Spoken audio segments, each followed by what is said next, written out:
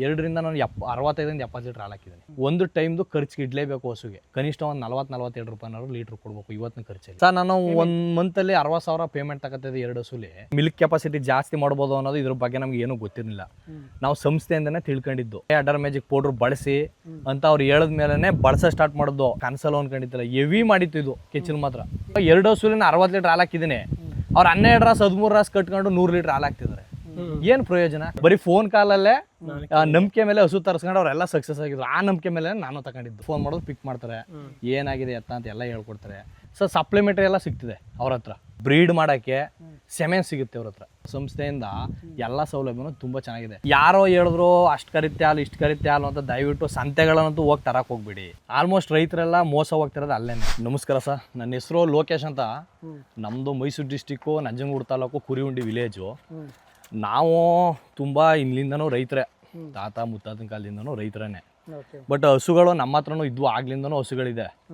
But ಈ ಥರ ಹಸುಗಳನ್ನ ಮಾಡಬೇಕು ಅಂತ ಅನ್ಕೊಂಡಿದ್ದು ಈಗ ರೀಸೆಂಟಾಗಿ ಎಲ್ಲ ಕಡೆ ನಾವು ನೋಡ್ತಾ ಇದ್ವಿ ಹೋಗಿ.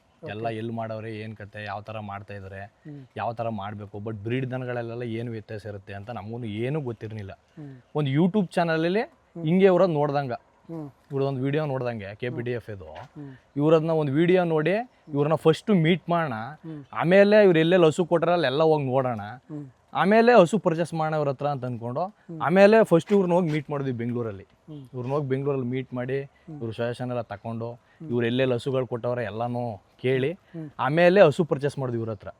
ಬಟ್ ಈ ಒಂದು ಹಸು ಪರ್ಚೇಸ್ ಮಾಡಿ 106 ಥರ ಅನುಭವ ಆಗಿದೆ ಒಂದು ಹಸುಲಿ, ಒಂದೇ ಹಸುಲಿ.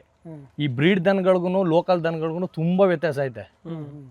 ಹಾಲು ಹೆಚ್ಚ ಕರಿತೇವೆ ಅನ್ನೋದೊಂದು ಬಿಟ್ರೆ ಸಮಸ್ಯೆಗಳು ಬರ್ತವೆ ಹಸುಗಳಲ್ಲಿ. ನಾವು ಕ್ಲೀನಾಗಿ ಮೇಂಟೈನ್ ಮಾಡಲಿಲ್ಲ ಅಂತಂದಾಗ ಸಮಸ್ಯೆಗಳು 108 ಬಂದೇ ಬರ್ತವೆ. ಹಸು ತಂದ ತಕ್ಷಣ 30 ಲೀಟರ್ ಹಾಲು ಕರಿತಿದೆ, 40 ಲೀಟರ್ ಹಾಲು ಕರಿತಿದೆ, ಅಷ್ಟು ಸುಲಭ ಅಲ್ಲ ಇವತ್ತು. ಕರ್ಸ್ಬೇಕು ನಾವು ಅದನ್ನ. 40 ಲೀಟರ್ ಹಾಲು ಕರಿತೇವೆ ಅಂದ್ರೆ ನಾವು ಕರ್ಸ್ಬೇಕು ಅದನ್ನ. ಹೌದು, ಆ ಥರ ಮೇಂಟೈನ್ ಮಾಡಲೇಬೇಕು. ಇವಾಗ ಏನೋ ಯಾರೋ 1.5 ಕೊಟ್ಟರು, ಅವರು 2 ಲಕ್ಷ ಕೊಟ್ಟರು, ಹಸು ತಂದ್ವಿ, ತಂದು ಸುಮ್ಮನೆ ಕಟ್ಟಾಕಬಿಟ್ರು, ಮೇವು ಹಾಕೋದು, ನೀರು ಕುಡಿಸಿದ್ವಿ ಅಂತಂದ್ರೆ ಯಾವುದೇ ಕಾರಣಕ್ಕೂ ಹಾಲು ಬಿಡಲ್ಲ. ತುಂಬಾ ಕಷ್ಟ ಐತೆ. ಇವಕ್ಕೂ ಏನಾದ್ರು ಒಂದು ಸಣ್ಣ ಸಮಸ್ಯೆ ಆಯ್ತು ಅಂದ್ರೆ ಇಮಿಡಿಯೇಟ್ಲಿ ನೋಡ್ಬೇಕು. ಏನು ನಾಳೆ ನೋಡೋಣ ಬಿಡು, ಆಮೇಲೆ ನೋಡೋಣ ಬಿಡು, ಇಮೇಲೆ ನೋಡೋಣ ಬಿಡು ಅಂತಂದ್ರೆ ಆಗಲ್ಲ. ತುಂಬಾನೇ ಕಷ್ಟ ಐತೆ. ಈ ಒಂದು ಹಸುಲಿ ತುಂಬಾ ಅನುಭವ ಆಗಿದೆ ನನಗೆ.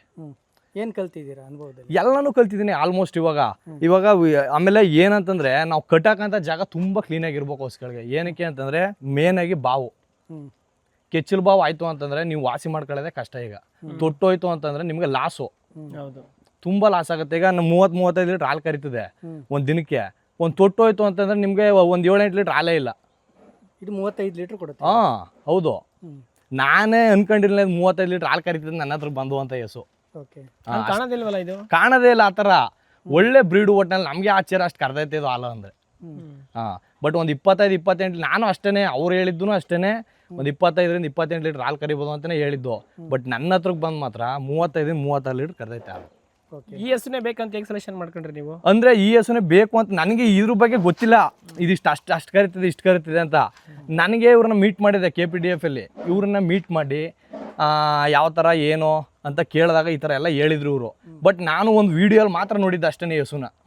ಇವಾಗ ಗ್ರೂಪ್ಗೆ ನಾವು ಮೆಂಬರ್ ಆಗಿದ್ದೀವಿ, ಅಲ್ಲಿಗೆ ಆಗ್ತಾ ಇರ್ತಾರೆ ವೀಡಿಯೋಸ್ ಅಲ್ಲಿ, ಫೋಟೋಸ್ ಅಲ್ಲಿ ಎಲ್ಲನೂ ಆಗ್ತಾ ಇರ್ತಾರೆ. ಈ ಹಸುನ ಸುಮ್ಮನೆ ನೋಡಿದ್ದು ಅಷ್ಟೇ. ನಂಬಿಕೆ ಒಂದು, ಆ ನಂಬಿಕೆ ಮೇಲೆ ಹಸು ತಗೊಂಡ್ವಿ, ಸಕ್ಸಸ್ ಆಗ್ಬಿಡ್ವಿ. ಒಂದೇ ಹಸುಲಿ ಇನ್ನೂ ಸಹ ಇವಾಗ 6 ತಿಂಗಳು ತುಂಬಿದೆ ಕರು ಹಾಕಿ, ಇನ್ನ ಫಲ ನಿಂತಿಲ್ಲ ಇದು. ಬಟ್ ಆದ್ರೂ ಈಗಲೂ 10 ಲೀಟರ್ ಹಾಲು ಬಿಡ್ತೈತೆ. ಅಂದ್ರೆ ಸುಮಾರು ಹಸು ನೋಡಿ ಆದ್ಮೇಲೆ ಅಂದ್ರೆ ಏನ್ ಮಾಡಿದ್ವಿ ಅಂದ್ರೆ ಇವ್ರನ್ನ ಮೀಟ್ ಮಾಡಕ್ಕಿಂತ ಮುಂಚೆನೆ ಎಲ್ಲ ಕಡೆನೂ ಹೋಗಿ ನೋಡಿದ್ವಿ ನಾವು ಹಸುಗಳನ್ನ. ಡೈರಿ ಫಾರ್ಮ್ ಎಲ್ಲೆಲ್ಲಿ ನಡೆಸ್ತಾ ಇದಾರೆ ಎಲ್ಲ ಕಡೆನೂ ಹೋಗಿ ನೋಡಿದ್ವಿ ನಾವು ಹಸುಗಳನ್ನ. ಯಾವ ತರ ಅಯ್ಯೋ ನಾವು ಸುತ್ತಮುತ್ತ ಹಳ್ಳಿ ಎಲ್ಲ ಸುತ್ತಿದೀವಿ. ನಗರ ಸೈಡ್ ಹೋಗಿದೀವಿ, ಹುಣಸೂರು ಸೈಡ್ ಹೋಗಿದೀವಿ. ಏನಕ್ಕೆ ಹೋಗ್ತಿದ್ರಿ? ಅದನ್ನ ನೋಡಕ್ಕೆ, ಹಸು ನೋಡಕ್ಕೇನೆ ಹೋಗ್ತಿದ್ವಿ. ಯಾವ ತರ ಮಾಡ್ತಾರೆ, ಏನ್ ಕತೆಗಳು, ಏನೇನ್ ಪ್ರಾಬ್ಲಮ್ ಬರುತ್ತೆ, ಇಲ್ಲ ನೋಡಕ್ಕೆ ಯಾವ ರೀತಿ ಸಾಕಾಣಿಕೆ. ಹೌದು, ಹೌದೌದು, ಅದನ್ನ ನೋಡಕ್ಕೇನೆ ನಾವು ಹೋಗ್ತಾ ಇದ್ದು. ಹೋಗಿ ಎಲ್ಲ ನೋಡ್ತಾ ಇದ್ವಿ ಯಾವ ಥರ ಲಾಸ್ ಆಗುತ್ತೆ.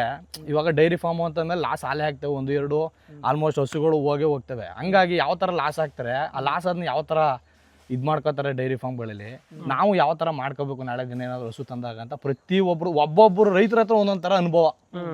ಯಾವುದೇ ಡೈರಿ ಫಾರ್ಮ್ಗೆ ಹೋದ್ರೂ ಒಬ್ಬೊಬ್ಬರ ಹತ್ರ ಒಂದೊಂದು ಥರ ಅನುಭವ ಇರುತ್ತೆ.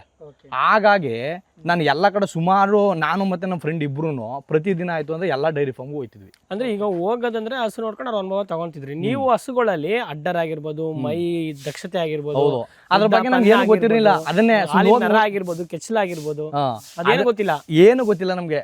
ಹೋಗ್ತಿದ್ವಿ. ಇವಾಗ ಏನಾಗುತ್ತೆ ಅಂತ ಹೇಳ್ತೀನಿ ಕೇಳಿ. ಎಷ್ಟೋ ಜನ ರೈತರು ಮೋಸ ಹೋಗಿದ್ದಾರೆ. ಹೆಂಗೆ ಅಂತ ಹೇಳ, ಅಂಡರು ಜಾಸ್ತಿ ಇದೆ ಅಂತ ಹೇಳಿರ್ಲಿ, ಅದು ಇಷ್ಟೇ ಲೀಟರ್ ಹಾಲು ಕರಿತೆ ಅಂತ ನಮ್ಗೆ ಹೇಳಕ್ ಬರಲ್ಲ. ಮೇನ್ ಬ್ರೀಡ್ ಮುಖ್ಯ. ಬ್ರೀಡ್ ನೋಡಿನೇ ಪ್ರತಿಯೊಬ್ಬನು ದನ ತೆಗಿಯೋದು. ಯಾರಾದ್ರೂ ಅಷ್ಟೇನೆ, ಒಬ್ಬ ರೈತನಾದ್ರೂ ಅಷ್ಟೇ, ಯಾರಾದ್ರೂ ಅಷ್ಟೇ, ಕೊಡ್ಸೋರಾದ್ರೂ ಅಷ್ಟೇನೆ. ಆಲ್ಮೋಸ್ಟ್ ಆಮೇಲೆ ಇನ್ನೊಂದು ಹೆಂಗಾಗುತ್ತೆ ಅಂದ್ರೆ, ಆ ಸುಳಿ ನೋಡಿದ್ವಿ, ಇದ್ ನೋಡಿದ್ವಿ, ಅದೆಲ್ಲ ಸುಳ್ಳು.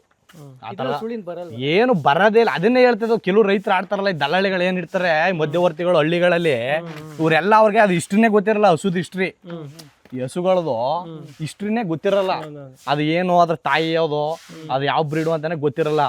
ಬಾಯಿಗೆ ಬಂದಂಗೆ ರೈಟ್ ಹೇಳೋದು, ಅದು 5 ಲೀಟರ್ ಕರೆದ 10 ಲೀಟರ್ ಕರೀತೆ ಅಂತ ಹೇಳೋದು. ಹಿಂಗೆ ಎಷ್ಟೋ ಮೋಸ ಆಗ್ಬಿಟ್ಟಿದ್ದಾರೆ ರೈತರು. ತಗೊಂಡು ಕೈ ಸುಟ್ಕೊಂಡ್ಬಿಟ್ಟಿದ್ದಾರೆ. ನಮ್ಮಂತೂ ಯೂತ್ಸ ಕೈ ಸುಟ್ಕೊಂಡಿದ್ದಾರೆ. ಸರಿ, ನೀವು ಅಷ್ಟೆಲ್ಲ ಸೆಡ್ ವಿಸಿಟ್ ಮಾಡಿದ್ರಲ್ಲ, ನೀವು ಏನೊಂದು ಮೈಂಡಲ್ಲಿ ಫಿಕ್ಸ್ ಆದ್ರಿ, ಹಸು ಅಂದ್ರೆ ಹೆಂಗಿರ್ಬೇಕು, ಯಾವ ತರ ಇರ್ಬೇಕು? ಕನ್ಫ್ಯೂಸ್ ಆಗೋಯ್ತು. ಒಬ್ಬೊಬ್ರು ರೈತರು ಒಂದೊಂಥರ ಉತ್ತರಗಳು. ಈಗ ಒಂದ್ ಫಾರ್ಮ್ಗೆ ಹೋಯ್ತು ಅಂತಂದ್ರೆ ಅವರು ಎಲ್ಲ ಇಲ್ಲ, ಲಾಭ ಐತೆ, ಏನಿಲ್ಲ, ಮಾಡ್ಬೋದು, ಏನ್ ತೊಂದರೆ ಇಲ್ಲ ಅಂತ.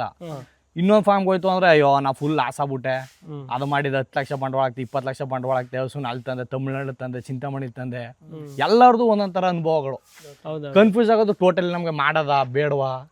ಅದಕ್ಕೆ ನಾನೇನ್ ಮಾಡಿದೆ, ಹಿಂಗೆ ಯೂಟ್ಯೂಬಲ್ಲೇ ನೋಡ್ತಿದ್ದಾಗ KPDF ಒಂದು ವಿಡಿಯೋ ಬಂತು. ಇವ್ರದ್ದು ಹೆಚ್ಚು ಕಡಿಮೆ ಒಂದು ವಾರ ನೋಡಿದೆ ನಾನು ಆ ವಿಡಿಯೋನ. ನೋಡಿ ಇವ್ರು ಮೀಟ್ ಮಾಡಲೇಬೇಕು, ಯಾವ್ದನ್ನು ಫೋನಲ್ಲಿ ಮಾತಾಡೋದು ಬೇಡ ಅಂತ ಹೇಳಿ ಡೈರೆಕ್ಟ್ ಇವ್ರನ್ನ ಹೋಗಿ ಮೀಟ್ ಮಾಡಿದ್ದು. ಅವಾಗ ಇವ್ರು ಹೇಳಿದ್ರು, ಏನ್ ಮಾರ್ಗದರ್ಶನ ಅವ್ರು ನಿಮ್ಗೆ ಎಲ್ಲಾನು ಕೊಟ್ರು. Main breed. ಈಗ ಹಸುನ ಈ ತರ ಹಸುನೇ ತಗೋಬೇಕು ನೀವು. ಕನಿಷ್ಠ ಅಂದ್ರೂ ಒಬ್ಬ ರೈತ ಉದ್ಧಾರ ಆಗ್ಬೇಕು ಅಂದ್ರೆ ಕನಿಷ್ಠ ಒಂದು ಹಸು 25 ಲೀಟರ್ ಹಾಲು ಕರೆದ್ರೇನೆ ಇವತ್ತು ಉದ್ಧಾರ ಆಗೋದು. ಯಾಕಂದ್ರೆ ನಮ್ಗೇನೆ ಅನುಭವ ಆಗ್ಬಿಟ್ಟಿದೆ. ಖರ್ಚು ಅಷ್ಟೈತೆ. ಈಗ ಫೀಡ್ಸ್ ಎಲ್ಲ ಪ್ರತಿದಿನ 100 ರೂಪಾಯಿ 200 ರೂಪಾಯಿ ಜಂಪ್ ಆಯ್ತಾ ಕುಂತೈತೆ. ಸರ್ಕಾರ ಮಾತ್ರ ಗೌರ್ಮೆಂಟ್ ಏನ್ ಕೊಟ್ಟೈತೆ, ಮಾಮೂಲಿ 35 ರೂಪಾಯಿ 34 ರೂಪಾಯಿ ಹಾಲಿನ ರೇಟ್ 1 ಲೀಟ್ರು. ಸಹಾಯಧನ ಅಂತೂ ವರ್ಷಕ್ಕೆ 2 ವರ್ಷಕ್ಕೆ ಬರ್ತದ. ಹಂಗಾಗಿ ಈ ಹಾಲಿನ ರೇಟ್ ಎಲ್ಲ ನೆಚ್ಕೊಂಡು ಏನು ಮಾಡೋಕ್ಕಾಗಲ್ಲ. ಹಂಗಾಗಿ ನಾವು ಬ್ರೀಡ್ ಮಾಡಿ ಈ ಒಳ್ಳೆ ಅಂತ ಹಸುಗಳ 35 ಲೀಟರ್ ಹಾಲು ಕರೆಯಂಥ ದನಗಳಲ್ಲಿ ಒಳ್ಳೆ ಬ್ರೀಡ್ ಮಾಡಿ ಇದರಲ್ಲಿ ಒಳ್ಳೆ ಕರುಗಳು ತಗೊಂಡು ಅದರಲ್ಲೂ ಸೆಕ್ಸೂಡ್ ಸೆಮೆನ್ ಹಾಕ್ಸಿ ಹೆಣ್ಗರುನೇ ತಗೋಬೇಕು ನಾವು.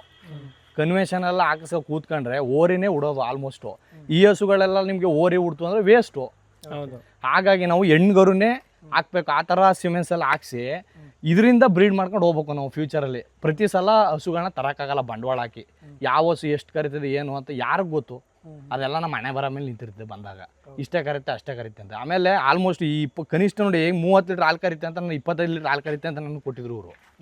ಇವಾಗ ಇದು 30-35 ಲೀಟರ್ ಹಾಲು ನನಗೆ ಕರಿತು ಹಸು.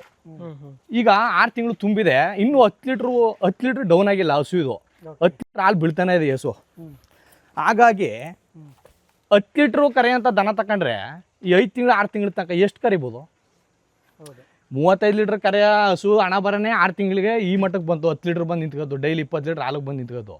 10 ಲೀಟ್ರ್ 12 ಲೀಟ್ರ್ ಕರೆಯೋಂಥ ದನ ತಗೊಂಡು ಈ 5 ತಿಂಗಳು 6 ತಿಂಗಳಿಗೆ 3 ಲೀಟ್ರಿಗೆ 4 ಲೀಟ್ರಿಗೆ ಬರುತ್ತೆ. ಅವ್ನ ಕತೆ ಏನು ಮುಂದಕ್ಕೆ? ಹಸು ಈಗ ಫಲ ನಿಂತಿಲ್ಲ, 10 ಲೀಟ್ರ್ ಹಾಲು ಕರಿತದೆ, ನಮ್ಗೆ ಖುಷಿ ಐತೆ.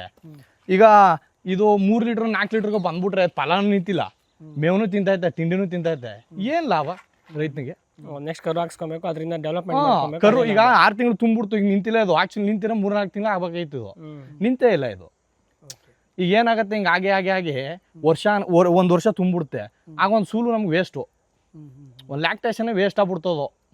ಇತ್ತಾಗ ಪ್ರೆಗ್ನೆಂಟು ಆಗಲಿಲ್ಲ, ಇದು ಹಾಲು ಡೌನ್ ಆಗೋಯ್ತು, ಮೇವು ಮೇಯ್ತೈತೆ. ಹಿಂಗಾಗಿನೇ ಎಲ್ಲ ಡೈರಿ ಫಾರ್ಮ್ಲು ರೈತರು ಲಾಸ್ ಆಗ್ತಿರೋದು. ಸರ್, ನೀವು ಪೃಥ್ವಿ ಸರ್ ಹತ್ರ ಹೋಗಿದ್ರಿ, ಅಲ್ಲಿ ಏನು ಸಲಹೆ ತೊಗೊಂಡು ಹೈನುಗಾರಿಕೆ ಮಾಡಬೇಕು ಅಂತ ಸ್ಟಾರ್ಟ್ ಮಾಡಿದ್ರಿ. ಎಷ್ಟು ಹಸುಗಳು ತಗೊಳ್ಬೇಕು ಅಂದ್ಕೊಂಡ್ರಿ ನೀವು? ಸರ್, ಇವಾಗ ನಾನು ಏನಂತಂದರೆ, ಹಸುಗಳು ನಮಗೂ ಒಂದು 10 ಹಸು ಮಾಡಬೇಕು ಅಂತ ತುಂಬ ಆಸೆ ಇತ್ತು. ಫಸ್ಟು ಸ್ಟಾರ್ಟಿಂಗ್ ಹೋದಾಗ ಒಂದು 10 ಹಸು ಮಾಡಲೇಬೇಕು, ತಗೊಳ್ಳೇಬೇಕು ಅಂತ ಎಲ್ಲ ಇತ್ತು. ಒಂದೊಂದು ಡೈರಿ ಫಾರ್ಮ್ಗಳಲ್ಲಂತ ನೋಡೋಕೆ ಹೋದ್ವಲ್ಲ ನಾವು ಫಸ್ಟ್ ಇವ್ರ ಹತ್ರಕ್ಕೆ ಹೋಗೋಕ್ಕಿಂತ ಮುಂಚೆನೆ. ಅವಾಗ ಅಲ್ಲಿ ಎಲ್ಲರ ಅನುಭವನ ಕೇಳಿ, ಈಗ ಯಾವುದೇ ಒಬ್ಬ ರೈತ ಆದ್ರೂ ಸಡನ್ಲಿ ಬಂಡವಾಳ ಹಾಕ್ಬೇಕು ಅಂತಂದ್ರೆ ತುಂಬ ಕಷ್ಟ ಐತೆ. ಇವತ್ತೆಲ್ಲ ನಾವು ಸಂಪಾದನೆ ಮಾಡಿನೇ ಹಾಕ್ಬೇಕು ಭೂಮಿಲಿ. ಹಾಗಾಗಿ ರೈತನಿಗೆ ಯಾವುದೇ ಥರ ಹಸು ಲೋನೋ ಇನ್ನೊಂದು ಮತ್ತೊಂದು ಏನೂ ಸಿಗಲ್ಲ, ತುಂಬ ಕಷ್ಟ ಐತೆ ಇವತ್ತು. ಬ್ಯಾಂಕ್ಗಳಲ್ಲೆಲ್ಲ ನಾವು ಹೋಗಿ ಲೋನ್ ತಗೊಳ್ಳೋದಂತೂ ಹೆವಿ ಕಷ್ಟ. ಎಲ್ರಿಗೂ ಕೊಟ್ಕೊಂಡು ಮಟ್ಕೊಂಡು ವರ್ಷಾನ್ಗಟ್ಲೆ ತಿರ್ಕೊಂಡು ಏನೂ ಮಾಡೋಕ್ಕಾಗಲ್ಲ. ಹಾಗಾಗಿ ನಾನೇನು ಮಾಡಿದೆ, ಫಸ್ಟು ಒಂದು ಹಸು ಪರ್ಚೇಸ್ ಮಾಡೋಣ. ಒಂದು ಹಸು ಪರ್ಚೇಸ್ ಮಾಡಿ ಅದರಲ್ಲೇ ಫಸ್ಟು ಅನುಭವಗಳನ್ನ ತಗೋಣ. 1 ವರ್ಷ ಲೇಟ್ ಆದರೂ ಪರವಾಗಿಲ್ಲ. ಆಮೇಲೆ ನಾವು ನೆಕ್ಸ್ಟ್ ಹಸುಗಳನ್ನ ಪರ್ಚೇಸ್ ಮಾಡೋಣ ಅಂತ ಈ ಹಸು ಪರ್ಚೇಸ್ ಮಾಡಿದ್ದು. ಈಗ ನಿಮ್ಮ ತಂದೆ ತಾಯಿ ನಿಮ್ಮ ತಾತ ಅವರೆಲ್ಲ ಹಸುಗಳು ಅವರೆಲ್ಲ ಹಸುಗಳು ಸಾಕ್ತಿರು, ಈ ಥರ ಹಸು ಇರಲಿಲ್ಲ ಬಿಡಿ. ಇವಾಗ ಎಲ್ಲ ಲೋಕಲ್ ಹಸು, ಎಲ್ಲ 1 ಲೀಟ್ರು 2 ಲೀಟ್ರ್ ಹಾಲು ಕರಿತಿದ್ವು. ಅವಾಗೆಲ್ಲ ಮನೆಗೇನೆ ಆಯ್ತಿತ್ತು ಅದು. ಅವರೆಲ್ಲ ಡೈರಿಗೆ ಹಾಕೊಂಡು ಅದರಲ್ಲೆಲ್ಲ ಏನು ಸಂಪಾದನೆ ಮಾಡ್ತಾ ಏನಿಲ್ಲ. ಬಟ್ ಎಲ್ಲ ಈ ಹಸುದು ಅನುಭವ ಹೊಸ ಅನುಭವ ನಮಗೆ. ಹಾಗಾಗಿ ಈ ಹಸು ಮಾಡಲೇಬೇಕು, ಹಸು ತರಲೇಬೇಕು ಅಂತ ತಗೊಂಬಂದಿದ್ದು. ಬಟ್ ಈ ಹಸುಲಿ ನನಗೆ ಯಾವುದೇ ಥರ ಲಾಸ್ ಆಗಿಲ್ಲ. ಈ ಹಸು ನನಗೆ KPDF ಅವರೇ ಕೊಡಿಸಿದ್ದು, ಪೃಥ್ವಿಗೌಡ ಅವರೇ ಕೊಡಿಸಿದ್ದು. ಅವ್ರು ಎಲ್ಲಿಂದ ತಗೊಂಡು ಬಂದಿರೋದು ಇದು? ಇವ್ರು ಆ್ಯಕ್ಚುಲಿ ಸಿಡ್ಲಘಟ್ಟದಿಂದ ಕೊಡಿಸಿದ್ದು ನನಗೆ ಹಸು ಇದು. ಅವರು ರೈತರ ಹತ್ರನೇ, ಅವರು ನಮ್ಮ ಥರ ಯಾರು ರೈತರು ಮಾಡ್ತಾ ಇದ್ದಾರೆ ಆ ರೈತರ ಹತ್ರನೇ ಕೊಡಿಸಿರೋದು ಅವರು. ಯಾಕಂದ್ರೆ ಇದ್ರ ಹಿಸ್ಟ್ರಿ ಇಲ್ಲ, ನಾನು ಹೋಗೇ ಇಲ್ಲ ನಂಬಿಕೆ ಮೇಲೆ, ನಾನು ಹೋಗ್ನೇ ಇಲ್ಲ. ಈಗ ಅವರು ಹೆಂಗೆ ಅಂತಂದ್ರೆ ಇದ್ರ ಹಿಸ್ಟ್ರಿ ಎಲ್ಲ ಅವ್ರಿಗೆ ಗೊತ್ತಿರುತ್ತೆ, ಏನು ಕರಿತಿದೆ ಅಂತ. ಸುಮ್ಮನೆ ಬಾಯಿಗೆ ಬಂದಾಗ 25 ಕರಿತೆ 26 ಲೀಟ್ರ್ ಕರಿತೆ ಅಂತ ಹೇಳಕ್ ಬರಲ್ಲ. ಏನು ಕರಿತೆ ಅದನ್ನೇ ಹೇಳ್ಬೇಕು. ಇವಾಗ ನಾವು ಸಂತೆಗೆ ಹೋಗ್ತೀವಿ, ಅವನಿಗೆ ಹಸು ಎಷ್ಟು ಕರಿತೆ ಅಂತ ಗೊತ್ತಿರಲ್ಲ. ಅವನೇನು ಮಾಡ್ತಾನೆ 10 ಲೀಟ್ರ್ ಕರಿತೆ ಅಂತ. ನಾವೇನು ಮಾಡ್ತೀವಿ 60,000 70,000 ಲಕ್ಷನ ಕೊಡ್ಬಿಟ್ಟು ಹಿಡ್ಕೊಬತ್ತೀವಿ. ಅದು 10 ಲೀಟ್ರ್ ಕರೆಯೋದಿಲ್ಲ. ಯಾರನ್ನೂ ಕೇಳೋಕ್ಕಾಗತ್ತೆ? ಈಗ ಇದ್ರಲ್ಲಿ ರೈತರಿಗಾದ್ರೆ ಗೊತ್ತಿರುತ್ತೆ. ರೈತರಿಗಾದ್ರೆ ಆಲ್ಮೋಸ್ಟ್ ಗೊತ್ತಿರುತ್ತೆ. ಆಮೇಲೆ ಇನ್ನೊಂದು ಏನಾಗುತ್ತೆ ಅಂದರೆ, ಇವಾಗ ನಾವು ಒಂದು ಸಂಸ್ಥೆಯಿಂದ ತಗೊಂಡಾಗ ನಾವು ಪ್ರಶ್ನೆ ಮಾಡ್ಬೋದು ಅವ್ರನ್ನ. ನೀವು ಇಷ್ಟು ಕರಿತೆ ಅಂತ ನಮ್ಗೆ ಕೊಟ್ಟರೆ ಇಷ್ಟು ಕರಿತಾ ಇಲ್ವಲ್ಲ, ನೀವು ಹೇಳ್ತಾರ ಮೇಂಟೈನ್ ಮಾಡ್ತೀವಿ ಅಂತ ಪ್ರಶ್ನೆ ಮಾಡ್ಬೋದು ಅವ್ರಿಗೆ. ಅಲ್ಲೆಲ್ಲ ತಂದು ಯಾರಿಗೆ ಪ್ರಶ್ನೆ ಮಾಡ್ತೀರ? ತಗೊಂಡ್ಮೇಲೆ ಏನು ಪ್ರಶ್ನೆ ಮಾಡೋಕ್ಕಾಗುತ್ತೆ? ಅಲ್ಲ ನಾನು ಹೇಳ್ತೀನಿ ಕೇಳ್ಬೋದು ಅವ್ರನ್ನ. ಏನು ಪ್ರಶ್ನೆ ಅಂತಂದ್ರೆ, ಇವಾಗ ನೀವು ಒಂದು ಅಂಗಡಿಗೆ ಹೋಗ್ತೀರಾ, ಏನೋ ಒಂದು ತಗೋತೀರಾ, ಅದು ಡ್ಯಾಮೇಜ್ ಆಗಿರುತ್ತೆ. ಅವಾಗ ಹೋಗಿ ಕೇಳ್ಬೋದಲ್ವ ನೀವು, ನಿಮ್ಮ ಅಂಗಡಿಯಲ್ಲೇ ತಗೊಂಡೆ ನಾನು ಡ್ಯಾಮೇಜ್ ಆಗಿದೆ ನೋಡಿ ಅಂತ. ಆ ಥರ ಅವ್ರು ಹೇಳಿರ್ತಾರೆ. ಅವ್ರ ಮೇಲೆ ನಂಬಿಕೆ ಮೇಲೆ ತಾನೇ ನಾವು ಹಸುಗಳೆಲ್ಲ ಪರ್ಚೇಸ್ ಮಾಡೋದು. ಅವ್ರು ಹೇಳ್ದಂಗೆ ತಾನೇ ಪ್ರತಿಯೊಂದು ನಾವು ಮೇಂಟೈನ್ ಮಾಡೋದು. ಅಲ್ಲ, ನೀವು ಒಂದು ಮಾರ್ಗದರ್ಶನ, ಒಂದು ಸಲಹೆ ತಗೊಳಕ್ಕೇನೆ ಆಫೀಸ್ಗೆ ಹೋದರು. ಹೌದು, ಹಸು ತಗೊಳಕ್ ಯಾಕೆ ಜೊತೆಗೆ ಹೋಗಿಲ್ಲ? ಹೋಗ್ಲಿಲ್ಲ. ಅದೇ ನಂಬಿಕೆ ಮೇಲೆ ನಾನು ಹೇಳಿದ್ನಲ್ಲ. ಆಮೇಲೆ ನಮ್ಗೆ ಏನಾಗುತ್ತೆ ಅಂದ್ರೆ, ನೋಡಿ ಇಲ್ಲಿಂದ ಟೈಮ್ ಹಸು ಸಾಕಾಣಿಕೆ ಮಾಡಬೇಕು, ಒಂದು ಹಸು ತಗೋಬೇಕು, ಲಕ್ಷಾಂತರ ರೂಪಾಯಿ ಬಂಡವಾಳ ಹಾಕಿ ಒಂದು ಹಸು ತಗೋ. ಏನಕ್ಕೆ ಹೋಗ್ಲಿಲ್ಲ ಅಂತ ಅದನ್ನ ಹೇಳ್ತೀನಿ ಕೇಳಿ. ಇವ್ರು ಎಲ್ಲೆಲ್ಲಿ ಹಸು ಕೊಡ್ಸವ್ರೆ ಅಲ್ಲೆಲ್ಲ ಹೋಗಿದ್ದೆ ನಾನು ನೋಡಕ್ಕೆ. ಅಲ್ಲ, ಅವ್ರು ಅದನ್ನೇ ಹೇಳಿದ್ದು, ನಾವು ಹಸುನೇ ನೋಡಕ್ ಹೋಗಿಲ್ಲ. ಅವ್ರನ್ನ ನಾನು ಮೀಟಾರು ಮಾಡಿದ್ದೆ ಅವ್ರನ್ನ. ಆಕ್ಚುಲಿ ಇದು KPDF ಪೃಥ್ವಿ ಅವ್ರನ್ನ ಆಕ್ಚುಲಿ ಮೀಟಾರು ಮಾಡಿದ್ದೆ ನಾನು. ಅವರೆಲ್ಲ ಮೀಟೇ ಮಾಡಿಲ್ಲ ಪಾಪ, ನೋಡೇ ಇಲ್ಲ ಅವ್ರನ್ನ. ಬರೀ ಫೋನ್ ಕಾಲಲ್ಲೇ ನಂಬಿಕೆ ಮೇಲೆ ಹಸು ತರಿಸ್ಕೊಂಡು ಅವರೆಲ್ಲ ಸಕ್ಸಸ್ ಆಗಿದ್ರು. ಆ ನಂಬಿಕೆ ಮೇಲೆ ನಾನು ತಗೊಂಡಿದ್ದು. ಅವ್ರ ಕಣ್ಣು ಮುಚ್ಕ ತಗೊಂಡು ಜನರಲ್ ಆಗಿ ಸರ್ ನಾನು ಬರ್ತೀನಿ, ಇಲ್ಲ ಆ ತರ ನಾನು ಏನು ಹೇಳಿಲ್ಲ. ಒಂದು ನಂಬಿಕೆ ಮೇಲೆ ನಡೀತು ಅಷ್ಟೇನೆ.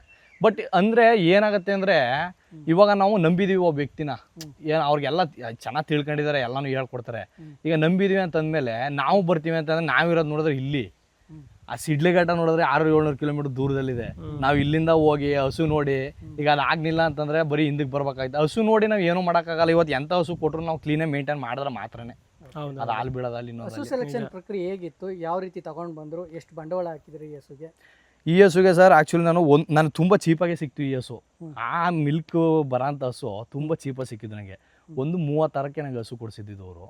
ಬಟ್ ಟ್ರಾನ್ಸ್ಪೋರ್ಟ್ ಅಲ್ಲಿಂದ ಒಂದು 700-800 ರೂಪಾಯಿ ಟ್ರಾನ್ಸ್ಪೋರ್ಟ್ ಆಯಿತು. ಹಂಗಾಗಿ 146 148 ಬಿದ್ದಂಗಾಯ್ತು ನನಗೆ.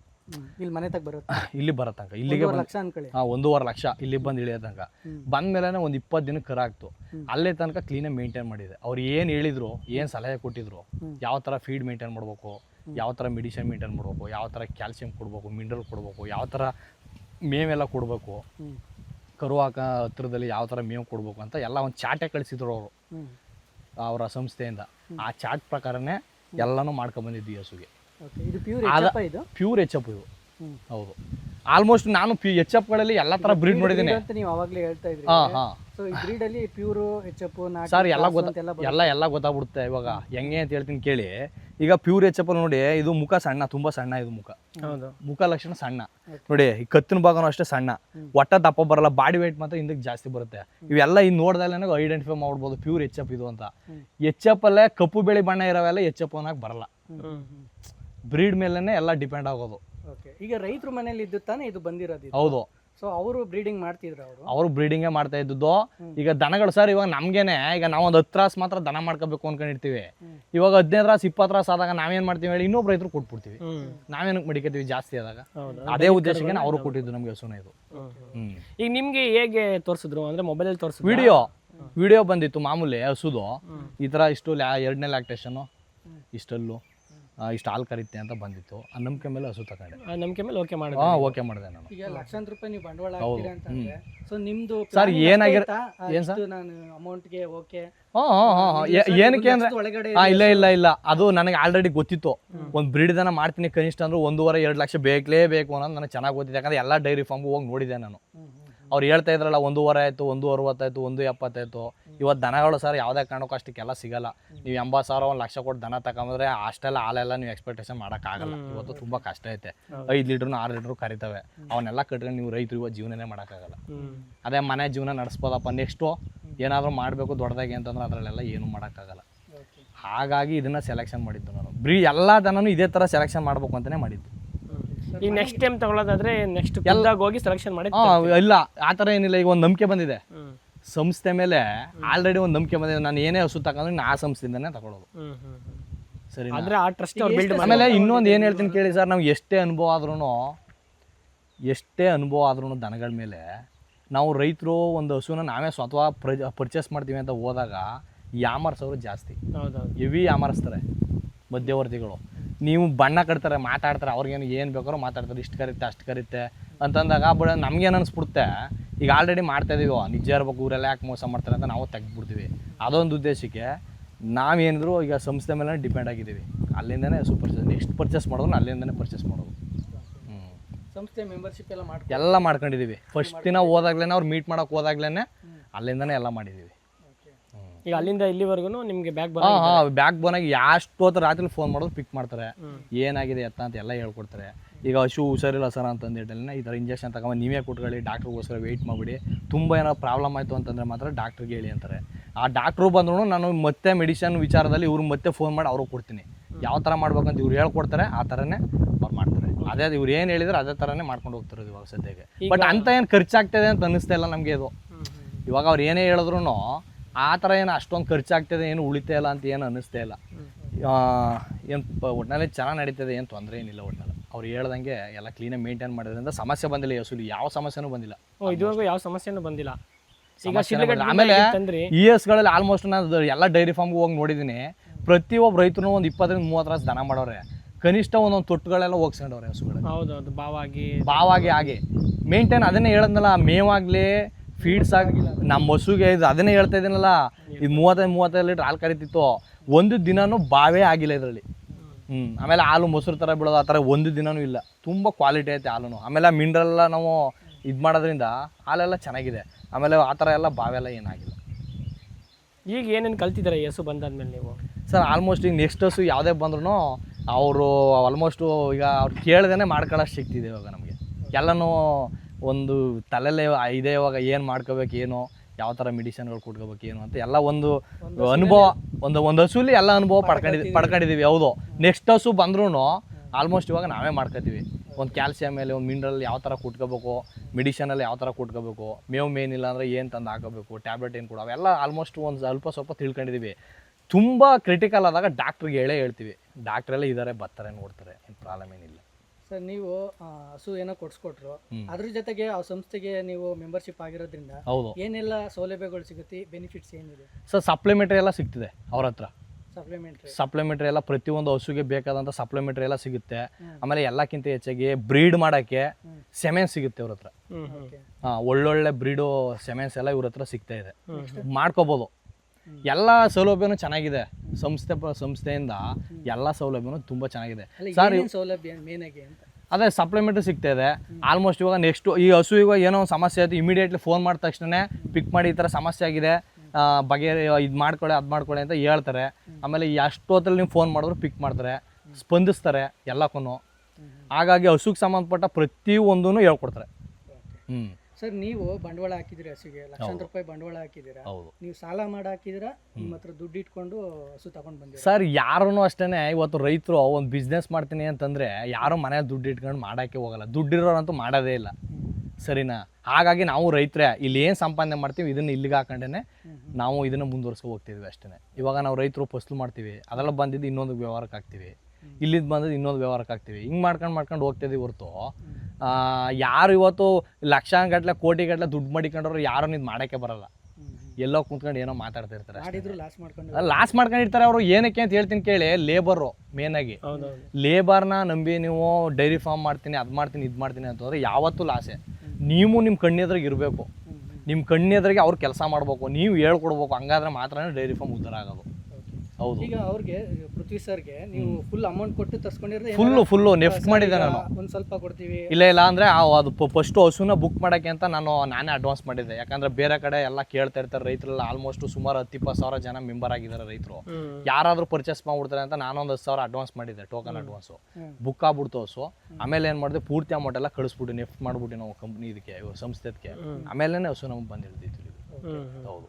ಹಸು ಮನೆಗೆ ಬಂದಾಗ ಏನು ಅನಿಸ್ತು ಸರ್ ನಿಮಗೆ? ತುಂಬ ಖುಷಿ ಆಯಿತು ಸರ್. ಆಮೇಲೆ ಹಸು ನನ್ನ ವಿಡಿಯೋ ನೋಡೋಕ್ಕಿಂತನೂ ಇಲ್ಲಿ ನೋಡಿ ನಂಗೆ ತುಂಬ ಖುಷಿ ಆಯಿತು.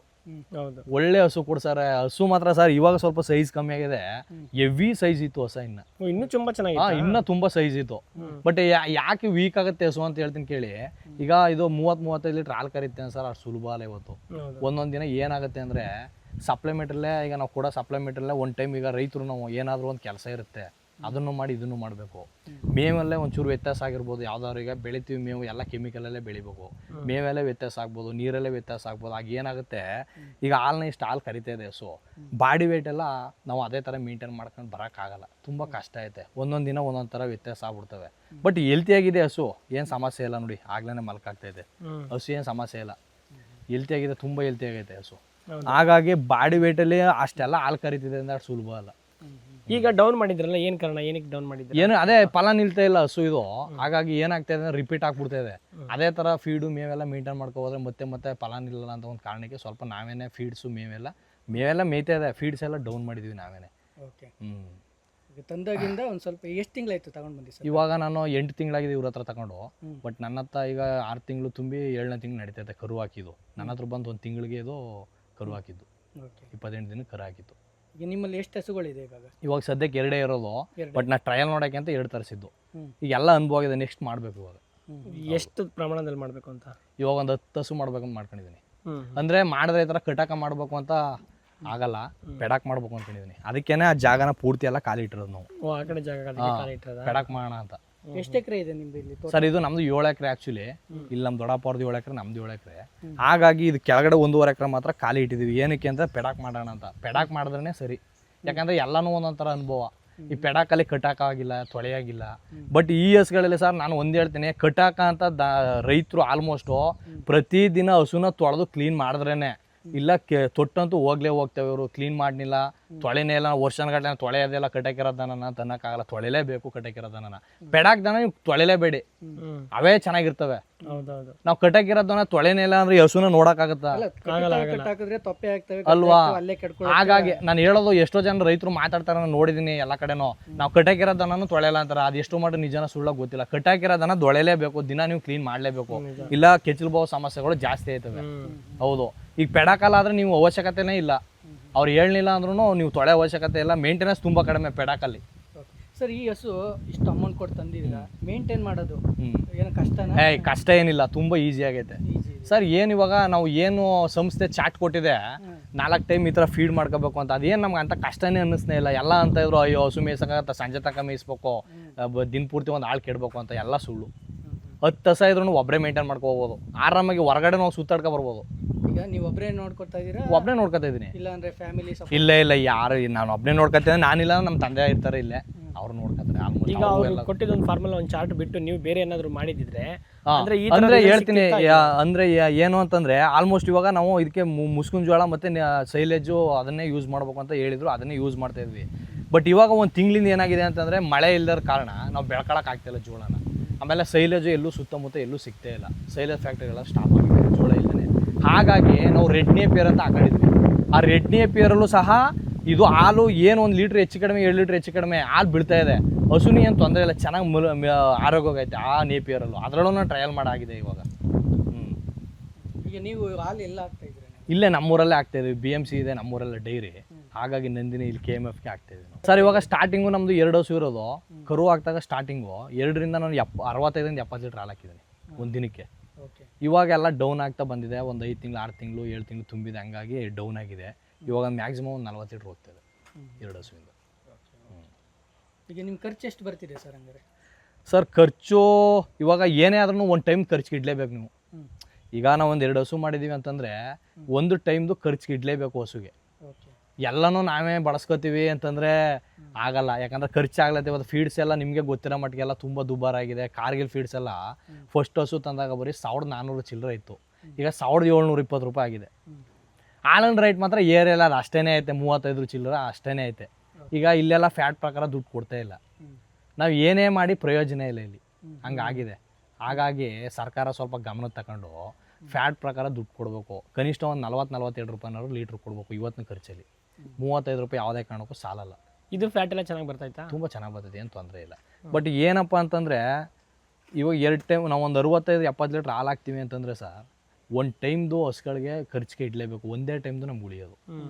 2 ಟೈಮ್ನಲ್ಲಿ ನಾವು ಅದನ್ನು ಉಳಿಸ್ಬಿಡ್ತೀವಿ ಅಂತಂದರೆ ಹಸು ಹಾಳಾಗ್ಬಿಡ್ತದೆ. ಹಂಗಾರೆ ನಿಮಗೆ ತಿಂಗಳಲ್ಲಿ ಎಷ್ಟು ಸರ್? ನಾನು 1 ಮಂತಲ್ಲಿ 60,000 ಪೇಮೆಂಟ್ ತಗೋತಿದ್ದೆ 2 ಹಸುಲಿ. ಇವಾಗ ಆಲ್ಮೋಸ್ಟ್ ಅಂತಂದ್ರೂ ಒಂದು ಸ್ವಲ್ಪ ಡೌನ್ ಮಾಡಿ ಉಳಿಸ್ತೀನಿ ಅಂತಂದ್ರೆ ಒಂದು 25,000 ಅಂತೂ ಖರ್ಚು ಆಲೇ ಐತೆ ಸರ್ 2 ಹಸುಗೂ. ಇನ್ನು ಉಳ್ಕೆದೆಲ್ಲ ಉಳಿದಿದೆ. ಏನು ಅಂದರೆ ನಾವು ಮಾಡ್ಕೊಳ್ಳೋದ್ರಿಂದ ಮನೆಯವರು ಮೇವೆಲ್ಲ ಆಮೇಲೆ ನಾವೇ ಬೆಳ್ಕೊಳ್ಳೋದ್ರಿಂದ, ನೀವು ಮೇವನು ತಗೊಂಡು ಸೈಲೇಜು ನೀವೇ ತಗೊಂಡು ಲೇಬರು ಅದನ್ನೇ ಮಾಡ್ಬೇಕು ಅಂತಂದಾಗ ಎಲ್ಲ ಖರ್ಚಾಗೋಗುತ್ತೆ. ನೀವು ಮಾಡಿ ಏನು ಪ್ರಯೋಜನ? ಹೌದು, ಅದಕ್ಕೋಸ್ಕರ ಬಟ್ ಮೇವೆಲ್ಲ ನಾವೇ ಬೆಳ್ಕೊತಾ ಇದ್ದೀವಿ. ಫೀಡ್ಸ್ ಒಂದೇನ ತಗೋತಾರೆ, ಅದರಲ್ಲೂ ಫೀಡ್ಸು ಒಂದೇ ಥರ ಫೀಡ್ಸ್ ಮೇಂಟೈನ್ ಮಾಡ್ತಾರೋ ಕಾರ್ಗಿಲು. ಅದು ಬಿಟ್ಟು ಬೇರೆ ಏನು ಬಳಸ್ತಾ ಇಲ್ಲ. ಈ ಬೂಸಾಲ ಇಂಡಿಯಾಲ ಅವೆಲ್ಲ ಏನು ಬಳಸ್ತಾ ಇಲ್ಲ. ಒಂದೇ ಫೀಡ್ಸಲ್ಲೇ ಮೇಂಟೈನ್ ಮಾಡ್ತಾ ಇದ್ದಾರೆ. ಚೇಂಜಸ್ ಮಾಡಿದ್ರೆ ಹೆಚ್ಚು ಕಮ್ಮಿ ಆಗುತ್ತೆ ಅಂತೇಳಿ. ಹೌದು, ಒಂದೇ ಥರ ಫೀಡ್ಸ್ ಸಪ್ಲೈ ಐತೆ, ಏನು ತೊಂದರೆ ಇಲ್ಲ. ಅದನ್ನೇ ಬಳಸ್ತಾ ಇದೀವಿ ಒಟ್ಟಲ್ಲ. ಸರ್, ಹಸು ತಂದಾಗ ನಮಗೆ ಅಡರ್ ಮ್ಯಾಜಿಕ್ ಬಗ್ಗೆ ಏನೂ ಗೊತ್ತಿರಲಿಲ್ಲ. ಅಂದರೆ ಇದಕ್ಕೆ ಕೆಚ್ಚಲನ್ನೆಲ್ಲ ಜಾಸ್ತಿ ಮಾಡ್ಬೋದು, ಮಿಲ್ಕ್ ಕೆಪಾಸಿಟಿ ಜಾಸ್ತಿ ಮಾಡ್ಬೋದು ಅನ್ನೋದು ಇದ್ರ ಬಗ್ಗೆ ನಮ್ಗೆ ಏನೂ ಗೊತ್ತಿರಲಿಲ್ಲ.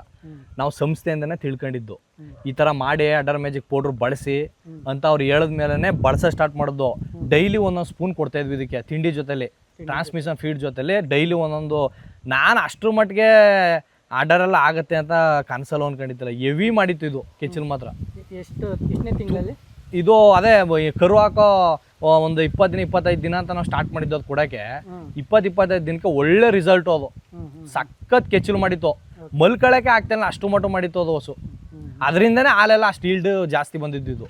ಅದೆಲ್ಲ ಬಳಸಿಲ್ಲ ಅಂತಂದರೆ ನಿಮಗೆ ಲ್ಯಾಕ್ಟೇಷನ್ಗೆ ಹಾಲೆಲ್ಲ ಜಾಸ್ತಿ ಆಗುತ್ತೆ ಹಸುಗಳಿಗೆ. ಅಂದರೆ ಅದರಿಂದ ಸೈಡ್ ಎಫೆಕ್ಟ್ ಥರ ಏನಿಲ್ಲ. ಕೆಚ್ಚಲು ತುಂಬ ಆರೋಗ್ಯವಾಗಿತ್ತು. ಕರುನೂ ಅಷ್ಟೇ, ಗಲೀಜೆಲ್ಲ ತುಂಬ ಕ್ಲೀನಾಗಿ ಗಲೀಜು ಹೋಗಿತ್ತು. ಕರುನೂ ಆರಾಮಾಗಿತ್ತು, ಏನು ತೊಂದರೆ ಇಲ್ಲ. ಆ ಪೌಡ್ರು ತುಂಬ ಚೆನ್ನಾಗಿ ಕೆಲಸ ಮಾಡಿತ್ತು. ಈಗಲೂ ಕೊಡ್ತಾ ಇದ್ದೀರಾ? ಇಲ್ಲ, ಈಗ ಕೊಡ್ತಾ ಇಲ್ಲ. ಬಟ್ ಅವಾಗ ಮಾತ್ರ ಒಂದು 20 ಡೇಸ್ ಮಾತ್ರ ಕೊಡ್ಬೇಕು ಅಷ್ಟೇ. ಕರು ಹಾಕೋ ಒಂದು 20 ದಿನ ಅಂತ ಕೊಡ್ಬೇಕು ಅದನ್ನು. ಆಮೇಲೆ ಕೊಡೋ ಅವಶ್ಯಕತೆ ಇಲ್ಲ. ಯಾಕಂದ್ರೆ ಅವಾಗಲೇ ಅದು ಕೆಚ್ಚಲೆಲ್ಲ ಹೆವಿ ಮಾಡಿರುತ್ತೆ. ಆಮೇಲೆ ಕರು ಹಾಕಿದ್ಮೇಲೆ ಗಲೀಜು ಬೀಳೋಕ್ಕೆಲ್ಲ ಏನು ಪ್ರಾಬ್ಲಮ್ ಇಲ್ಲ. ತುಂಬ ಗಲೀಜೆಲ್ಲ ಚೆನ್ನಾಗಿ ಹೋಗಿತ್ತು. ಎಷ್ಟೋ ಸಲ ಕೆಲವು ದನಗಳಲ್ಲಿ ಏನಾಯ್ತವೆ ಅಂದರೆ ಗಲೀಜು ಹೋಗ್ದೇ ಕೈ ಹಾಕೆಲ್ಲ ತೆಗೆಸಿ ದನಗಳು ತಿಂಗಳುಗಟ್ಟಲೆ ಮೇವು ಬಿಟ್ಬಿಡ್ತವೆ. ತಿಂಗಳುಗಟ್ಟಲೆ ಮೇವು ಬಿಟ್ಬಿಡ್ತವೆ. ಆಗ ರೈತ 1.5 ಲಕ್ಷ 2 ಲಕ್ಷ ಬಂಡವಾಳ ಹಾಕಿ ದನ ತಗೊಂಬಂದು 1 ತಿಂಗಳು ಹಾಲನ್ನೇ ಕರೆಯಲ್ಲ. 30 ಲೀಟ್ರ್ ಹಾಲು ಎಕ್ಸ್ಪೆಕ್ಟ್ ಮಾಡಿರ್ತಾನೆ ರೈತ, 5 ಲೀಟ್ರನ್ನ 6 ಲೀಟ್ರ್ ಕರಿತದೆ. ಅದಕ್ಕೆ ಮುನ್ನೆಚ್ಚರವಾಗಿ ರೈತರು ಅವೆಲ್ಲನೂ ಮಾಡ್ಕೋಬೇಕು. ಗೊತ್ತಿಲ್ಲ ಅಂದರೆ ಕೇಳಿ ಮಾಡ್ಬೇಕು ಅದೆಲ್ಲ. ಈಗ ನೀವು ಹೈನುಗಾರಿಕೆ ಮಾಡ್ತಾ ಇದ್ದೀರಾ, ಸೊ ನಿಮ್ಮನ್ನ ನೋಡಿ ಇಲ್ಲಿ ಈ ಥರ ಹಸುಗಳು ತಗೊಬಂದಿರಿ ಎಲ್ಲ ಅಂದಿದ್ದಾರೆ. ಈಗ ನನ್ನನ್ನು ನೋಡಿ ಆಲ್ಮೋಸ್ಟು ನಮ್ಮ ಫ್ರೆಂಡ್ ಸರ್ಕಲಲ್ಲಿ ಎಲ್ಲ ತುಂಬ ಜನ ಮಾಡ್ಬೇಕು ಅನ್ಕೊಂಡಿದ್ದಾರೆ. ಬಟ್ ಎಲ್ರಿಗೂ ಬಂಡವಾಳ ಬೇಕಲ್ಲ ಸರ್ ಮಾಡಬೇಕು ಅಂದರೆ. ಇವತ್ತು ಕನಿಷ್ಠ ಒಂದು ಕೊಟ್ಟಿಗೆ ಮಾಡಿ ಇವತ್ತು ನಾವು ಒಂದು 2 ಹಸು ಸಾಕ್ತೀನಿ ಅಂದ್ರೂ 7-8 ಲಕ್ಷ ದುಡ್ಡು ಬೇಕು. ಇವತ್ತು ಎಲ್ಲಿ ಸಂಪಾದನೆ ಆಗ್ತಾಯಿದೆ? ರೈತನ ಜೀವನ ನೋಡಿದ್ರೆ ತುಂಬ ಕಷ್ಟ ಇದೆ. ಅಗ್ರಿಕಲ್ಚರ್ನ ನೆಮ್ಕೊಂಡು ಏನೂ ಮಾಡೋಕ್ಕಾಗ್ತಿಲ್ಲ, ಸರಿಯಾದ ಬೆಲೆ ಸಿಗ್ತಾ ಇಲ್ಲ. ಹಾಗಾಗಿ ಸಾಲ ಸೋಲ ಮಾಡಬೇಕು. ಅವನು ಬ್ಯಾಂಕ್ಗಳಲ್ಲಿ ಎಲ್ಲೂ ಲೋನ್ ಕೊಡ್ತಾರೆ. ಯಾವುದೇ ಬ್ಯಾಂಕ್ ಹೋದ್ರೂ ನೀವು ಎಲ್ಲೂ ಲೋನ್ ಸಿಗಲ್ಲ ಅಷ್ಟು ಸುಲಭವಾಗಿ. ಪ್ರಾಪರ್ಟಿ ಕೇಳ್ತಾರೆ. ಅವನಿಗೆ 1/2 ಎಕರೆನೋ 1/4 ಎಕರೆನೋ ಇರ್ತದೆ. ಅದರಲ್ಲಿ ಏನೋ ಮಾಡಬೇಕು ಅಂತ ಕನಸು ಕಟ್ಕೊಂಡಿರ್ತಾನೆ ರೈತ, ಒಬ್ಬ ಹುಡುಗ. ಏನು ಎಲ್ಲೂ ಲೋನ್ ಅಷ್ಟು ಸುಲಭ ಸಿಗ್ತಾ ಇಲ್ಲ, ತುಂಬ ಕಷ್ಟ ಇದೆ. ಹಾಗಾಗಿ ಎಲ್ರಿಗೂ ಕನಸಿದೆ. ಇವಾಗ ನನ್ನ ನೋಡಿ ನಮ್ಮ ಅಕ್ಕನ ಮಗನೇ ಒಬ್ಬ ಇವಾಗ ರೀಸೆಂಟಾಗಿ ನಮ್ಮೂರಿಂದ ಒಂದು 4 ಕಿಲೋಮೀಟ್ರು ನವೀನ್ ಅಂತ, ಅವನು ಇವಾಗ ರೀಸೆಂಟಾಗಿ ಒಂದು ಹಸು ತಗೊಂಬಂದಿದ್ದಾನೆ.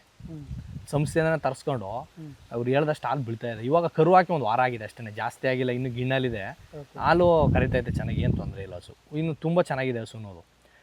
ನನ್ನ ನೋಡಿ ಇನ್ನೊಂದು 2-3 ಕಡೆ ನಮ್ಮ ಫ್ರೆಂಡ್ಸ್ ಎಲ್ಲ ತಗೊಂಡಿದ್ದಾರೆ ಇವರ ಸಂಸ್ಥೆಯಿಂದನೇ. ಆಮೇಲೆ ನನ್ನ ನೋಡಿ ಮೆಂಬರ್ ಆಗಿದ್ದಾರೆ ಇವ್ರ ಸಂಸ್ಥೆಗೆ. ಎಷ್ಟು ಜನ ಆಗಿದ್ದಾರೆ? ಒಂದು 7-8 ಜನ ಆಗಿದ್ದಾರೆ. ಆಮೇಲೆ ಆಲ್ಮೋಸ್ಟ್ ನಮ್ಮೂರಲ್ಲಿ ಬೇರೆಯವರು ಹೈನುಗಾರಿಕೆ ಮಾಡ್ತಿದ್ದಾರೆ. ಅವರೆಲ್ಲ ಕನಿಷ್ಠ ಒಂದು 13-14 ಕ್ರಾಸು ಹಸುಗಳಿವೆ. 100-120 ಲೀಟ್ರ್ ಹಾಲು ಹಾಕ್ತಿದ್ರು ಒಂದು ದಿನಕ್ಕೆ. ಅದನ್ನೆಲ್ಲ ನೋಡಿದಾಗ ನನಗೆ ಅದು ಬೆಸ್ಟ್ ಅನಿಸ್ತು. ಇವಾಗ 2 ಹಸುಲಿನ 60 ಲೀಟ್ರ್ ಹಾಲು ಹಾಕಿದ್ದೀನಿ. ಅವ್ರು 12 ರಾಸು 13 ರಾಸು ಕಟ್ಕೊಂಡು 100 ಲೀಟ್ರ್ ಹಾಲು ಹಾಕ್ತಿದ್ದಾರೆ. ಏನು ಪ್ರಯೋಜನ? ಖರ್ಚು ಅಷ್ಟೇ. ಕೇಳ್ತಾರ ನಿಮ್ಮನ್ನ? ಕೇಳ್ತಾರೆ. ನಾವು ಎಲ್ಲನೂ ಹೇಳ್ತಾ ಇದೀವಿ, ಎಲ್ಲ ಕೇಳ್ತಾರೆ. ಬಂದು ನಮ್ಮ ಹಸುಗಳನ್ನೂ ನೋಡವ್ರೆ. ನಾವು ಹಸು ತಂದಲ್ಲೇ ಬಂದರು. ಬ್ರೀಡ್ ದನ ಹೆಂಗಿರುತ್ತೆ, ಯಾವ ಥರ ಏನು ಕತೆ ಅಂತ ಎಲ್ಲರೂ ಬಂದು ನೋಡಿದ್ದಾರೆ. ಹೈನುಗಾರಿಕೆ ಮಾಡ್ತಾ ಇದ್ದೀರಿ, ಹ್ಞೂ ಮಿಷಿನರಿಗಳೆಲ್ಲ ಏನೆಲ್ಲ ಬಳಸ್ತೀರಾ ನೀವು? ಸರ್, ಇವಾಗ ಮಿಲ್ಕಿಂಗ್ ಮಿಷಿನ್ ಬಳಸ್ತಾ ಇದ್ದೀನಿ. ಏನಕ್ಕೆ ಅಂದರೆ ಇದೆಲ್ಲ ಕೈಯಲ್ಲಿ ಕರೆಯೋಕ್ಕಾಗಲ್ಲ. ಹ್ಮ್. ಮಿಲ್ಕಿಂಗ್ ಮಿಷಿನ್ ಬಳಸ್ತಾ ಇದ್ದೀನಿ, ಚಾಪ್ ಕಟರ್ ಬಳಸ್ತಾ ಇದ್ದೀನಿ. ಹ್ಮ್. ಈಗ ಸದ್ಯಕ್ಕೆ ಅಷ್ಟು ಬಳಸ್ತಾ ಇದ್ದೀನಿ. ಯಾಕಂದರೆ ಈ ಹಾಲೆಲ್ಲ ಜಾಸ್ತಿ ಕರೆಯೋದ್ರಿಂದ ಇವು ಕೈಯಲ್ಲಿ ಕರೆಯೋಕ್ಕೆ ಭಾರಿ ಹಿಂಸೆ. ಬಟ್ ಮಿಷಿನಲ್ಲಿ, ಮಿಲ್ಕಿಂಗ್ ಮಿಷಿನಲ್ಲಿ ತುಂಬ ಹೆಲ್ಪ್ಫುಲ್ ಆಗಿದೆ. ನಮ್ಮ ಇಲ್ಲಿ ಲೋಕಲಲ್ಲೇ ನಾವು ತರಿಸ್ಕೊಂಡು ಅದರಲ್ಲೇ ಕರಿತಿದ್ದೀವಿ. ಬಟ್ ಅದು ಕರೆಂಟಲ್ಲೂ ಐತೆ, ಪೆಟ್ರೋಲಲ್ಲೂ ಐತೆ. ಬಟ್ ಇವಾಗ ನಮ್ಮ ಕರೆಂಟ್ ಇದೆ, ಕರೆಂಟ್ ಇಲ್ಲ ಅಂದಾಗ ಪೆಟ್ರೋಲ್ ಯೂಸ್ ಮಾಡ್ಕೊತೀವಿ. ಕರೆಂಟ್ ಇದ್ದಾಗ ಕರೆಂಟಲ್ಲೇ ಕರ್ಕೋತೀವಿ ಹಾಲನ್ನ. ಓಕೆ. ಹ್ಞೂ ಈ ಒಂದು ಹೈನುಗಾರಿಕೆ ಮಾಡ್ತಾ ಇದ್ದೀರಾ, ಹ್ಞೂ ಸೊ ಇದರಲ್ಲೇ ಒಂದು ದೊಡ್ಡ ಮಟ್ಟದಲ್ಲಿ ಮಾಡಿ ಒಂದು ಪ್ಲಾನ್ ಏನಾರು ಇದೆಯಾ? ಮಾಡಬೇಕು ಅಂತ ಪ್ಲ್ಯಾನ್ ಇದೆ. ಯಾರಿಗಾದ್ರೂ ಅಷ್ಟೇ ಏನೋ ಒಂದು ಮಾಡ್ತಾಯಿದ್ದೀವಿ ಅಂತಂದಾಗ ದೊಡ್ಡ ಮಟ್ಟದಲ್ಲಿ ಮಾಡಬೇಕು ಅನ್ನೋದು ಪ್ಲ್ಯಾನಿಗೆ ಇದ್ದೇ ಇರುತ್ತೆ. ಸ್ವಲ್ಪ ನಿಧಾನ ಆಗುತ್ತೆ ಅಷ್ಟೇ, ಮಾಡೇ ಮಾಡ್ತೀವಿ. ಓಕೆ. ಮಾಡಲೇಬೇಕು. ಏನಕ್ಕೆ ಅಂತಂದರೆ ಇದರಿಂದನೇ ಮಾಡಬೇಕು, ಇದರಿಂದನೇ ಉದ್ಧಾರ ಆಗಬೇಕು ಅಂತ ಆಲ್ರೆಡಿ ನಾವು ಫಿಕ್ಸ್ ಆಗ್ಬಿಟ್ಟಿದ್ದೀವಿ. ಇದರಲ್ಲೇ ಏನೋ ಒಂದು ಹೆಸರು ಮಾಡಬೇಕು ಅಂತ. ಮುಂದೆ ನೋಡೋಣ, ಹೆಸರು ಮಾಡಬೇಕು ಅಂತ ಇದರಲ್ಲೇ ಹೆಸರು ಮಾಡಬೇಕು ಅಂತ ಅಂದ್ಕೊಂಡಿದ್ದೀನಿ. ನೋಡೋಣ ಮುಂದೆ ಏನಾಗುತ್ತೆ ಅಂತ. ಅಂದ್ರೆ ನಿಮ್ಗೆ ಸಿಟಿಗೆ ಹೋಗ್ಬೇಕು ಅಂತ ಏನು ಅನಿಸ್ಲಿಲ್ಲ? ಇಲ್ಲ ಸರ್, ಸಿಟಿ ನಾವು ಅತ್ತೆ ಎಲ್ಲ ಬಿಡಿ ಹೋಗಿದ್ದೀವಿ, ಹೋಗಲ್ಲ ಅಂತಲ್ಲ, ಎಲ್ಲ ಕಡೆ ನಾವು ಸುತ್ತಿದ್ವಿ. ಬಟ್ ಇಲ್ಲಿರೋ ನಿಮ್ಮದೇ ಅಲ್ಲೆಲ್ಲ ಇಲ್ಲ. ಹೌದು ಸರ್, ಈಗ ಮಾಡೋ ರೈತರು, ಯುವ ರೈತರುಗಳಿಗೆ ಯಾರೊಬ್ರು ನಿಮಗೆ ಈಗ ಮಾಡಬೇಕು, ಹೈನುಗಾರಿಕೆ ಮಾಡಬೇಕು ಅಂತ ತುಂಬ ಇಂಟ್ರೆಸ್ಟ್ ಇರೋರಿಗೆ ಹೌದು ಏನು ಹೇಳಕ್ಕೆ ಇಷ್ಟಪಡ್ತೀರಿ? ಅದೇ ಈಗ ಹೊಸ್ದಾಗಿ ಮಾಡಬೇಕು ಅನ್ನೋ ಹುಡುಗರಿಗೆ ನಾನು ಏನು ಹೇಳ್ತೀನಿ, ರೈತರಿಗೆ ಹೊಸ್ದಾಗಿ ಮಾಡಬೇಕು ಅನ್ನೋರಿಗೆ ಅಂದರೆ, ಯಾರೋ ಹೇಳಿದ್ರು ಅಷ್ಟು ಕರಿತೆ ಹಾಲು ಇಷ್ಟು ಕರಿತೆ ಹಾಲು ಅಂತ ದಯವಿಟ್ಟು ಸಂತೆಗಳನ್ನಂತೂ ಹೋಗಿ ತರಕ್ಕೆ ಹೋಗ್ಬಿಡಿ. ಈ ರೋಡ್ ಸಂತೆ ಅಂತೆ, ಚಿಂತಾಮಣಿ ಸಂತೆ, ಅಲ್ಲೆಲ್ಲ ಹೋಗಿ ತಗೊಬಂದರೆ ಅನ್ಯಾವ ಲಾಸ್ ಆಗ್ತೀರ. ಸುಮ್ಮನೆ ದುಡ್ಡೆಲ್ಲ ಕಿತ್ಕೊಂಡು ನಿಮ್ಮ ಹತ್ರ ಕಳಿಸ್ತಾರೆ. ತಗೊಬಂದು ಅಯ್ಯೋ 6 ಲೀಟ್ರ್ 7 ಲೀಟ್ರ್ ಕರಿತೈತೆ ನಮಗೈತದೆ. ಹಸು ಬಗ್ಗೆ ಗೊತ್ತಿಲ್ಲ ಅಂತಂದರೆ ಗೊತ್ತಿರೋರನ್ನ ಕೇಳಿ ಇನ್ಫಾರ್ಮೇಷನ್ ತಗೊಳ್ಳಿ. ತುಂಬ ಡೈರಿ ಫಾರ್ಮ್ಗಳಿದ್ದಾವೆ, ಹೋಗಿ ಅಲ್ಲೂ ನೋಡಿ ಆಮೇಲೆ ದನಗಳನ್ನ ಪರ್ಚೇಸ್ ಮಾಡಿ. ಸುಮ್ಮನೆ ಯಾರೋ ಹೇಳಿದ್ರು ಮನೇಲಿ ದುಡ್ಡಿದೆ ಅಂತ ಯಾವುದೇ ಕಾರಣಕ್ಕೂ ತರಕ್ಕೆ ಹೋಗ್ಬೇಡಿ. ಅಂದರೆ ಸಂತೆಗಳಲ್ಲಿ ತರಬೇಡಿ ಅಂತಲೇ ಹೇಳ್ತಾ ಇರೋದು ನಾನು ಸಂತೆಗಳಲ್ಲಿ. ಏನಕ್ಕೆ ಅಂತ ಹೇಳ್ತೀನಿ ಕೇಳಿ. ನೀವು ಸಂತೆಗಳಿಗೆ ಹೋದರೆ ಡ್ಯಾಮೇಜಸ್ಗಳನ್ನೇ ಜಾಸ್ತಿ ಬಂದಿರ್ತವೆ ಸಂತೆಗಳಲ್ಲಿ. ಬಣ್ಣ ಕಟ್ಟು ತಂದಿರ್ತಾರೆ. ಸುಮ್ಮನೆ ಹೋಗಿ ತರಬೇಕಾಗತ್ತೆ ಅಷ್ಟೇ. ತಗೊಬಂದು ಕಟ್ಟಾಕೊಂಡು ನಾನೊಂದು ಹಸು ತಂದಿನಿ ಅಂತ ಹೇಳ್ಬೇಕಾಗತ್ತೆ. ಆಲ್ಮೋಸ್ಟ್ ರೈತರೆಲ್ಲ ಮೋಸ ಹೋಗ್ತಿರೋದು ಅಲ್ಲೇ. ಈಗ ಇವ್ರೇನು ಈ ರೋಡ್ ಅಂತ ಹೋಗ್ತಿದ್ರೆ, ಈ ರೋಡ್ ದನ ಬಂದಮೇಲೆ ಇಲ್ಲಿರೋ ಅಂಥ ದನಗಳಿಗೆ ತುಂಬ ಸಮಸ್ಯೆಗಳು, ಕಾಯಿಲೆಗೆಲ್ಲ ಈಡಾಗ್ತಿರೋದು ಅಲ್ಲಿ ದನಗಳೇನೆ. ಅಲ್ಲಿ ದನಗಳು ಬಂದರೆ ಸರಿಯಾಗಿ ಕರುಗಳೆಲ್ಲ ಹೊಟ್ಟೆಲ್ಲೇ ಸತ್ತೋಗಿರ್ತವೆ. ಆಮೇಲೆ ಗಲೀಜು ಬೀಳಲ್ಲ. 108 ಸಮಸ್ಯೆಗಳು ಅಲ್ಲಿಂದ ಬರೋಂಥ ದನಗಳನ್ನೇ ರೋಗಕ್ಕೀಡಾಗ್ತಿರೋದು. ಇಲ್ಲಿ ದನಗಳಿಗೂ ಅದೆಲ್ಲ ಸ್ಪ್ರೆಡ್ ಆಗ್ತಿರೋದು. ಹಾಗಾಗಿ ಏನೇ ಒಂದು ಗೊತ್ತಿಲ್ಲ ಅಂತಂದ್ರೂ ಗೊತ್ತಿರೋ ಹತ್ರ ಸಲಹೆ ತಗೊಂಡು ಮಾಡಿ ದಯವಿಟ್ಟು. ಏನಕ್ಕೆ ಅಂದರೆ ಲಕ್ಷಾಂತರ ರೂಪಾಯಿ ಬಂಡವಾಳ ಹಾಕ್ತೀವಿ. ಒಂದು ಹಸು ಮಾಡಬೇಕು ಅಂದರೆ 1.5 ಲಕ್ಷ 2 ಲಕ್ಷ ಇಲ್ಲದೆ ಹಸು ಬರಲ್ಲ ಇವತ್ತು. ಹಾಗಾಗಿ ಏನೇ ಗೊತ್ತಿಲ್ಲ ಅಂದ್ರೂ ಗೊತ್ತಿರೋ ಹತ್ರ ಸ್ವಲ್ಪ ತಗೊಂಡು ಅವ್ರ ಮಾತುಗಳೆಲ್ಲ ಕೇಳಿ ಆಮೇಲೆ ಹಸು ಮಾಡಿ ಅಂತ ಹೇಳ್ತೀನಿ ನಾನು. ಓಕೆ, ತುಂಬ ಚೆನ್ನಾಗೆಲ್ಲ ಮಾಹಿತಿ ಕೊಟ್ಟರಿ ಸರ್. Thank you.